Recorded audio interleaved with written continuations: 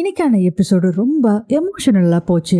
ராம் சொல்றாரு, சீதாக்கு ஏதாச்சும் ஒண்ணுன்னு எனக்கு விஷயம் தெரிஞ்சா எனக்கு ஐபிஎஸ் தேவையில்லைன்னு சொல்லி இங்க வந்துருவேன்னு சொல்றாரு. ராமும் எப்படியோ ஊருக்கு போறாரு. ஆனா அதுக்கப்புறம் மகா ஒரு பயங்கரமான ஒரு பிளான போடுறாங்க, சீதாவை எப்படி துரத்தணுங்கிறத. இது எல்லாத்தையுமே இன்னைக்கு டீட்டெயிலா பார்க்கலாம் ஃப்ரெண்ட்ஸ். குங்குமம் வைக்க சொல்லி நம்ம சீதாவும் நின்னுட்டு இருக்காங்க. மகா யோசனை பண்றாங்க, எதுக்கு ராம் ஊருக்கு போறதுக்குள்ள பிரச்சனை அப்படின்னு சொல்லிட்டு உடனே குங்குமத்தை வச்சு விடுறாங்க. சரி சரி, நீயும் பிளான் பண்ணி தான் இதெல்லாம் செஞ்சுட்டு இருக்க அப்படிங்கிற மாதிரி பாத்துட்டு இருக்காங்க. அர்ச்சனாவும் துரை சும்மானே இருக்காது போல இருக்குங்க. வாய் துரை சொல்லிட்டு இருக்காரு, சாமி நல்ல நீண்ட ஆயுளோட நல்லா இருக்கணும்னு ஆசீர்வாதம் பண்ணீங்களா, அப்படியே நல்ல புத்தியோட இருக்கணும்னு ஆசீர்வாதம் பண்ணணும்ல. நீண்ட ஆயுளோட இருந்து என்ன சாமி பண்றது, நல்ல புத்தியோட இருக்கணும்ல அப்படின்னு சொல்லும் போதே, டே துரை கொஞ்சம் வாயை மூடிட்டு கொஞ்சம் அமைதியா இருக்கியாடா. துரை சொல்றாரு, நானும் வாயை மூடணும் தான் இருக்கேன், நான் போக போக பிக்கப் பண்ணிக்குவேன் அப்படின்னு சொல்லிட்டு இருக்காரு துரை. அதுக்கப்புறம் பாத்தீங்கன்னா அந்த குருக்கள் சொல்றாரு, தம்பி நீங்க ஒரு தடவை வந்து கோயிலுக்கு வந்து சேவிச்சுட்டு போங்க, ஐபிஎஸ் ஆபீசர் ஆகணும்ங்கிறதுக்காக அப்படிங்கிறாங்க. கண்டிப்பா வர சாமி அப்படின்னு சொல்றாரு ராமு. அப்ப வந்து சீதா கேக்குறாங்க, சாமி யாரு உங்களுக்கு இந்த அர்ச்சனை பண்ண சொன்னது அப்படின்னு. வேற யாருங்க சொல்ல போறா,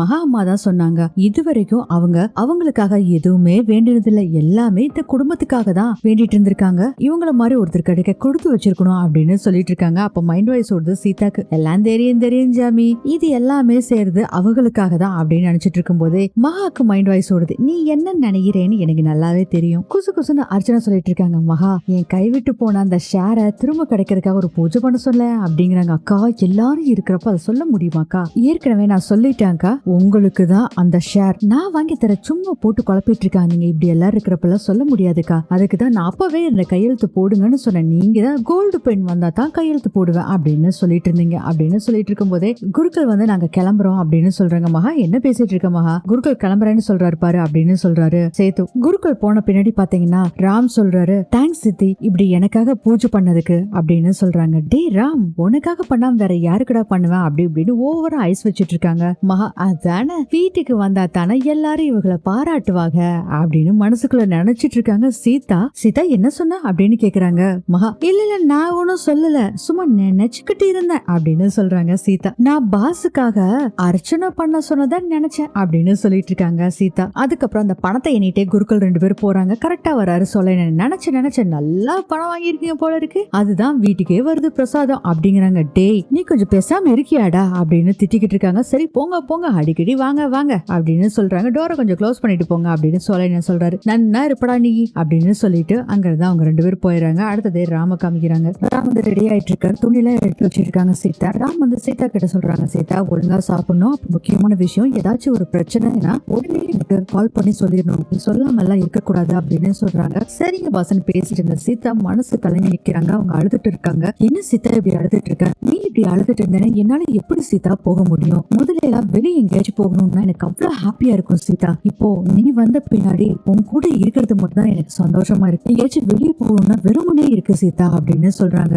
அதுக்கப்புறம் பேசாம நான் போகாம இருந்தா என்ன ஆகும் அப்படிங்கிறாங்க. பாஸ் அப்படிலாம் நீங்க சொல்லக்கூடாது பாஸ், நீங்க போகணும், நீங்க போயிட்டு வந்து கம்பீரமா ஐபிஎஸ் ஆபீசரா வந்து நிக்கணும், ஒருவேளை இந்த கண்ணீர் சந்தோஷத்துக்காக கூட இருக்கலாம் அப்படின்னு சொல்லிட்டு இருக்காங்க. அதுக்கப்புறம் கண்ணெல்லாம் தொடச்சு விட்டுட்டு நெத்தியில முத்தம் கொடுத்துட்டு, சரி நான் கிளம்பட்டுமா சீதா அப்படிங்கிறாங்க. சரிங்க பாஸ் அப்படின்னு சொல்றாங்க சீதாவும். அதுக்கப்புறம் பாத்தீங்கன்னா சாமி கும்பிட்டு இருக்காங்க.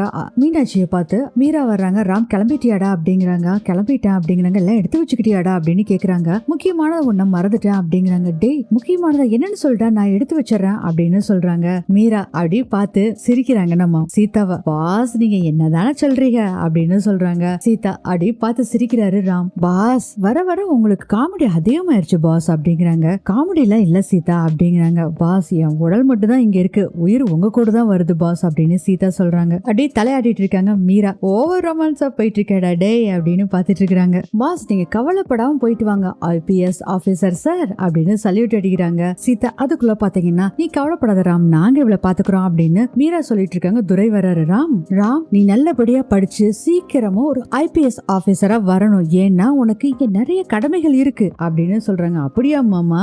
ஆமாண்டா, சில பேர் கைது பண்ணி உள்ள போட வேண்டியது இருக்குது, வெளியே நடமாட விடக்கூடாதுடா, தப்பு அப்படின்னு சொல்றாரு துரை. ஐபிஎஸ் ஆபீசர் ஆகிறதுக்கு முன்னாடி நீங்க லிஸ்ட் போட்டு வச்சிட்டீங்களா? யார் மாமா அது? ஆக்சுவலாடா 2 பேர் இருந்துச்சு, இப்போ 3 ஆயிருச்சு அப்படிங்கிறாரு. 3 பேரா? யாரு மாமா அப்படிங்கிறாரு ராம். நம்பர் 1 என் கூட பிறந்த மகாலட்சுமி, நம்பர் 2 உங்க அப்பா கூட பிறந்த சுபாஷோட பொண்டாட்டி அர்ச்சனா, இப்போ ஒண்ணு கூட சேர்ந்துருச்சு, அந்த அர்ச்சனாவோட சிஸ்டர் கல்பனா, சொல்றான். மொத்தம் நீ 3 விலங்கு கொண்டு வரணும்டா. மாமா முதல்ல உங்களை அரெஸ்ட் பண்ணு மாமா. டேய் எதுக்குடா என்ன எதுக்குடா அரெஸ்ட் பண்ற மாமா? நீங்க போதையை போட்டுட்டு அப்பப்போ சுத்துறீங்கல்ல அதுக்காக தான் அப்படின்னு சொல்றாரு ராம். பாஸ் உள்ள வச்சு அடிப்பீங்களா அப்படின்னு கேக்குறாங்க சீதா. ஏன் சீதா உனக்கு இந்த எண்ணம் அப்படின்னு சொல்லிட்டு இருக்காரு துரை. எல்லாரும் சிரிச்சிட்டு இருக்காங்க. பாஸ் இப்படியே பேசிக்கிட்டு நேரத்தை ஓட்டலான்னு பாக்குறீங்களா? லேட் ஆச்சு பாஸ் கிளம்புங்க அப்படின்னு சொல்றாங்க சீதா. ராம் சொல்றாரு, மீரா உங்களையும் மாமாவை நம்பிதான் நான் சீதாவை விட்டுட்டு போறேன். சீதா பாசத்துக்கு கட்டுப்பட்டவ, பாசத்துக்காக என்ன வேணாலும் செய்வா. நீங்க தான் அவளை பத்திரமா பாத்துக்கணும் அப்படின்னு ராம் சொல்றாரு. ராம் நீ கவலை விடு, நாங்க பத்திரமா பாத்துக்கிறோம் அப்படின்னு சொல்லி மீரா சொல்றாங்க. துரை சொல்றாரு, ஆமா ராம், சீதாக்கு நான் அப்பா மாதிரி, அப்பா வீட்டுல விட்டதா நினைச்சுக்கோ,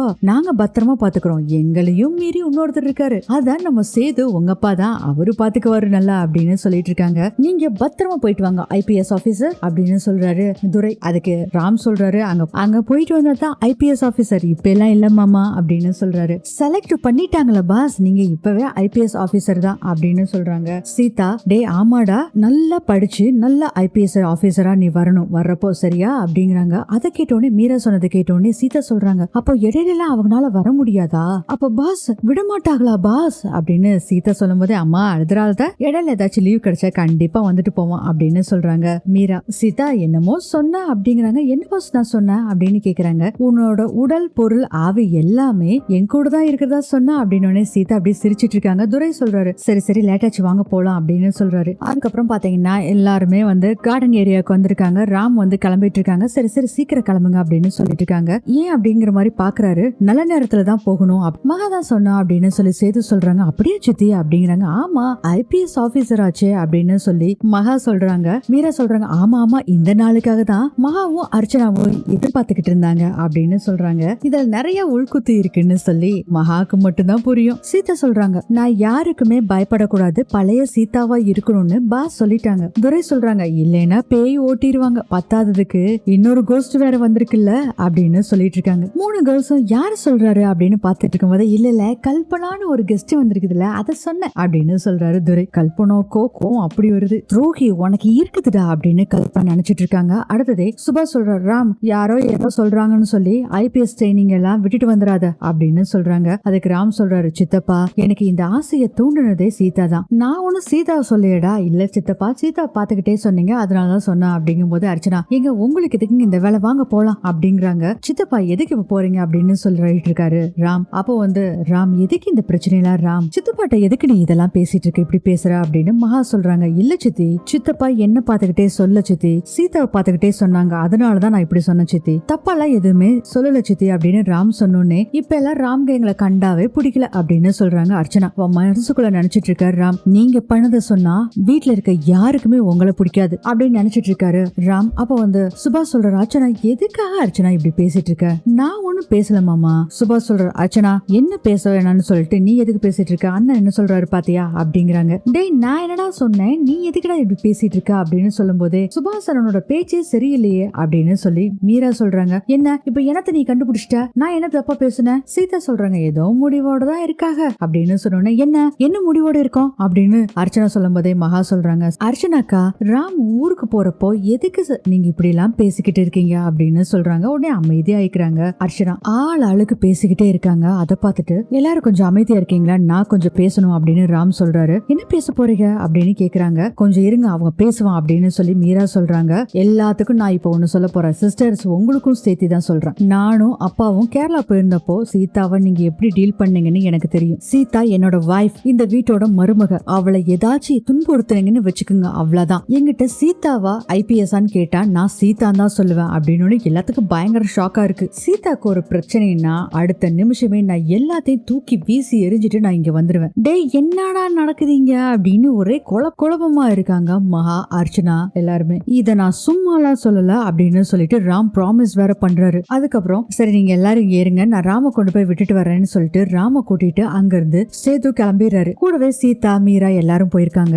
ராம் போன பின்னாடி மகாவோட முகத்துல அவ்வளவு ஒரு சந்தோஷம். சூப்பர், ராம் வந்துருவான்னு பயந்து சீதா எதையுமே சொல்ல மாட்டா அப்படின்னு சொல்லிட்டு உள்ள போறாங்க. மகா வீட்டுக்குள்ள போறதுக்காக போகும்போதே, என்ன மகா நீ எதுவுமே சொல்ல மாட்டேங்கிற, என்ன அர்ச்சனாக்கா சொல்லணும்? இல்ல மகா, இந்த சந்தோஷமான விஷயத்த ஸ்வீட் செஞ்சு கொண்டாட வேண்டாமா? ஸ்வீட் மேல அப்படி எனக்கு ஆசை வந்துருச்சு. அட என்ன மகா, நாம நினைச்ச மாதிரியே ராம பேக் பண்ணி அனுப்பிச்சாச்சு, அதை கொண்டாட வேணாமா? மகா. சுபாஷ் சொல்றாரு, செலிப்ரேட் பண்றதெல்லாம் இருக்கட்டும், சீதாவை நம்ம அடுத்தது எப்படி கொடுமைப்படுத்த போறோம்னு சொல்லி யோசிப்போம் அப்படின்னு சொல்லும் போதே வெரி குட் அப்படின்னு சொல்லிட்டு கையை தட்டிட்டே வர்றாங்க கல்பனா. இப்போ சொன்னீங்களா, இதுதான் வேலிட் பாயிண்ட். எதுக்காக இன்னும் டைம் வேஸ்ட் பண்ணிட்டு இருக்கீங்க? சீதாவை டார்ச்சர் பண்றதுக்கு ஸ்டார்ட் பண்ணிடலாம்ல, கேம் ஆரம்பிச்சிடலாமா அப்படின்னு சொல்றாங்க கல்பனா. ஆனா மகா என்ன சொல்றாங்கன்னா, சும்மா அவசரப்படக்கூடாது, நாளைக்கு காலையில நம்ம மந்திரவாதியை பார்க்க போறோம் அப்படின்னு சொல்லி மகா சொன்னோன்னே, என்ன மந்திரவாதி எதுக்கு மகா அப்படின்னு கேக்குறாரு சுபாஷ். மந்திரவாதியை வச்சுதான் சீதாவை நம்ம இங்க இருந்து துரத்த முடியும், ஷேரை அவளை துரத்தணும், அதை செய்ய போறது அந்த மந்திரவாதி தான் அப்படின்னு சொன்னோன்னே பயங்கரமா கெக்கபுக்கேன்னு சிரிச்சுட்டு இருக்காங்க கல்பனா. ஏன்னா இப்படி கெக்கபுக்கேன்னு சிரிக்கிறா அப்படின்னு சொல்லி மகா பாத்துட்டு இருக்காங்க. ஒரே காமெடியா இருக்கு, மந்திரவாதியை வச்சு அவளை துரத்த விட போறீங்களா அப்படின்னு சிரிச்சிட்டு இருக்காங்க. அர்ச்சனாக்கா இவ்வளவு முதல்ல போ சொல்லுங்க அப்படின்னு சொல்றாங்க. ஏ கல்பனா கொஞ்சம் பேசாம இரு அப்படின்னு சொல்றாங்க. இருந்தாலும் சிரிப்பை நிறுத்தவே மாட்டேங்கிறாங்க, பயங்கரமா சிரிச்சுக்கிட்டே இருக்காங்க கல்பனா. சாரி மகா, நீ சொல்றத பார்த்தா எனக்கு சிரிக்கதான் தோணுது அப்படின்னு சொல்றாங்க கல்பனா. பயங்கர கோவம் வந்துருது மகாக்கு. மந்திரவாதியை பத்தி உனக்கு என்ன தெரியும் அப்படின்னு சொல்றாங்க. அப்படியே மந்திரவாதியை காமிக்கிறாங்க, அவரு பயங்கரமா மந்திரம் சொல்லிட்டு இருக்காரு. இதோட இந்த எபிசோட் முடியுது.